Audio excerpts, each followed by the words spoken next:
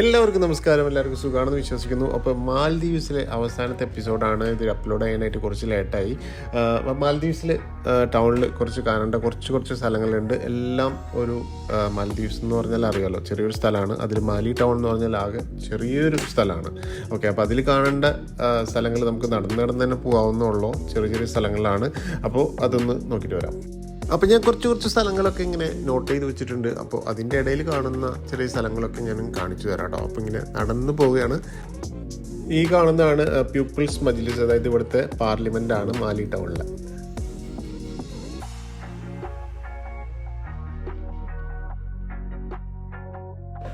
The മെദൂസിയാർ എന്ന് പറഞ്ഞിട്ടുള്ള ഒരു ഖബറാണ് കേട്ടോ. അതായത് അബു അൽ ബറക്കാത്ത് യൂസഫ് അൽ ബാർബറി എന്ന് പറഞ്ഞിട്ടുള്ള അദ്ദേഹത്തിൻ്റെ ഖബറാണ്. 1153 AD ഇസ്ലാം മാൽദീവ്സിലേക്ക് ഇൻട്രൊഡ്യൂസ് ചെയ്ത ഇദ്ദേഹമാണ്.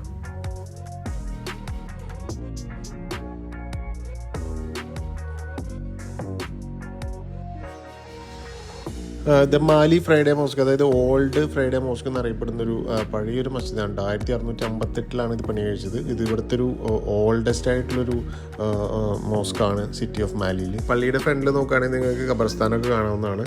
ട്രഡീഷണൽ മാൽദീവ്സിന് ആർക്കിടെക്ചറിലാണ് ഇത് പണി കഴിപ്പിച്ചിട്ടുള്ളത് കേട്ടോ.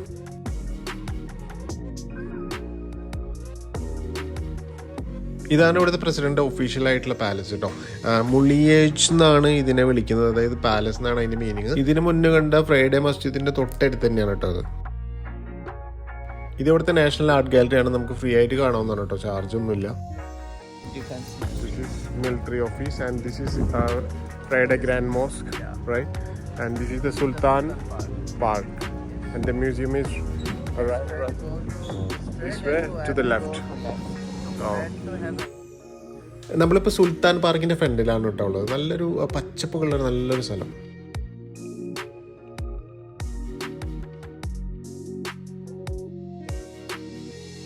നമ്മളിപ്പോൾ ഉള്ളത് ഗ്രാൻഡ് ഫ്രൈഡേ മോസ്കിന്റെ ഫ്രണ്ടിലാണ് കേട്ടോ. നേരത്തെ കണ്ടതും ഇതായിട്ട് കൺഫ്യൂഷൻ ആവണ്ട. നേരത്തെ കണ്ടത് ഓൾഡ് ഫ്രൈഡേ മോസ്ക് ആണ്. അതിന്റെ വേറൊരു പേര് ദ മാലി ഫ്രൈഡേ മോസ്ക് ആണ്. ഇത് ഗ്രാൻഡ് മോസ്ക് ആണ്.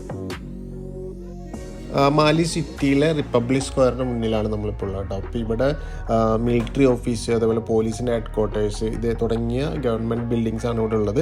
നമുക്ക് കുറേ പ്രാവുകൾ കാര്യങ്ങളൊക്കെ ഇവിടെ കാണാം കേട്ടോ. റിപ്പബ്ലിക് സ്ക്വയറിൻ്റെ ഒരു വശത്ത് കാണുന്നതാണ് കേട്ടോ ഈ പ്രൈവറ്റ് ബോട്ട് ജെട്ടി. ഇവിടെ നിന്നാണ് പല സ്ഥലങ്ങളിലേക്കും, അതായത് പല ദ്വീപുകളിലേക്കുള്ള പ്രൈവറ്റ് ബോട്ടുകൾ നമുക്ക് അവൈലബിൾ ആയിട്ടുള്ളത്. ഈ ബോട്ട് ജെട്ടിയുടെ നേരെ ഫ്രണ്ടിലാണ് പോലീസ് ഹെഡ് ക്വാർട്ടേഴ്സും അതിൻ്റെ തൊട്ടടുത്ത് തന്നെയാണ് പ്രസിഡൻറ്റിൻ്റെ ഓഫീസൊക്കെ ഉള്ളത് കേട്ടോ.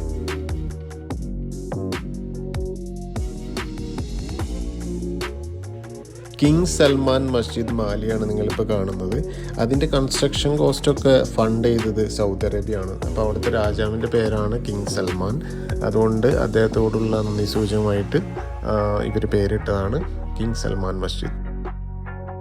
ഈ മസ്ജിദിൻ്റെ അവിടെ നിന്ന് സൈഡിലോട്ട് നോക്കുകയാണെങ്കിൽ കിട്ടുന്ന ഒരു ബ്രിഡ്ജാണ് ഈ സിനിമാലെ ബ്രിഡ്ജ് എന്നാണ് ഇതിൻ്റെ പേര്. ചൈന മാൽദീവ് ഫ്രണ്ട്ഷിപ്പ് ബ്രിഡ്ജ് എന്നും ഇതിന് പറയപ്പെടുന്നുണ്ട്. കാരണം ഇതിന് ചൈനയാണ് ഇതിനൊക്കെ ഫണ്ട് ചെയ്തിട്ടുള്ളത്.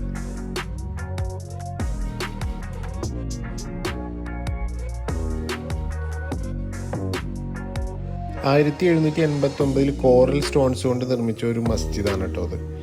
മ്യൂസിയത്തിൻ്റെ തൊട്ടടുത്ത് തന്നെയാണ്, അതായത് നാഷണൽ മ്യൂസിയത്തിൻ്റെ തൊട്ടടുത്ത് തന്നെയായിട്ടാണ്. അപ്പോൾ നാഷണൽ മ്യൂസിയത്തിൻ്റെ ഫ്രണ്ടിൽ എത്തിയിട്ടുണ്ട് കേട്ടോ നമ്മളപ്പോൾ. ഇവിടെ 25 റുഫിയ, മാൽദീവിയൻ റുഫിയ ഇവിടെ എൻട്രൻസ് ചാർജ് ഉണ്ട്. അതായത് ഇന്ത്യൻ റുപ്പീസിൽ പറയുകയാണെങ്കിൽ 5 കൊണ്ട് ഗുണിച്ചാൽ മതി. അതായത് 125 ഇന്ത്യൻ റുപ്പീസാണ് വരിക. ഞാൻ എൻ്റെ ആദ്യത്തെ വീഡിയോയിൽ ഞാൻ പറഞ്ഞിരുന്നു, സിം കാർഡൊക്കെ എടുക്കുകയാണെങ്കിൽ മാലി ടൗണിൽ വന്നിട്ട് എടുക്കുകയാണെങ്കിൽ ഭയങ്കര ചീപ്പറായിരിക്കും. അപ്പോൾ അതിൻ്റെ കുറച്ച് ഷോപ്സിൻ്റെ പേരുകൾ, നമ്പർ ഞാൻ ഡിസ്ക്രിപ്ഷനിലും കൊടുക്കാം. അതേപോലെ സൂം ചെയ്ത് കാണിക്കുന്നുണ്ട്. അപ്പോൾ നിങ്ങൾക്ക് ഇതിലൊക്കെ വിളിച്ച് ചോദിച്ചിട്ട് നിങ്ങൾക്ക് ഇവിടെ നിന്ന് ഇത് കളക്ട് ചെയ്യാവുന്നതാണ്. അപ്പോൾ എയർപോർട്ടിൽ നിന്ന് എടുക്കുന്നതിലും സിം കാർഡ് വളരെ ചീപ്പായിട്ട് നമുക്ക് ഇവിടെ നിന്ന് കിട്ടുന്നതാണ്.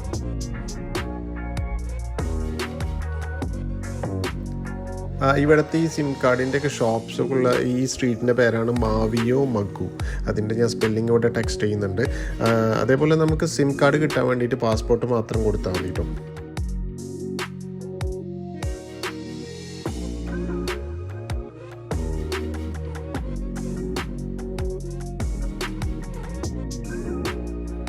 നമ്മൾ അടുത്തതായിട്ട് പോകുന്നത് സുനാമി മോണുമെൻറ്റിലാണ്. സുനാമി വന്നപ്പോൾ ഇവിടെ ഒരുപാട് ആൾക്കാർക്ക് ജീവനൊക്കെ നഷ്ടപ്പെട്ടിട്ടുണ്ട്. അപ്പോൾ അതിനെ ഓർക്കാൻ വേണ്ടിയിട്ടുള്ള ഒരു മോണുമെൻ്റ് ആണ് കേട്ടോ.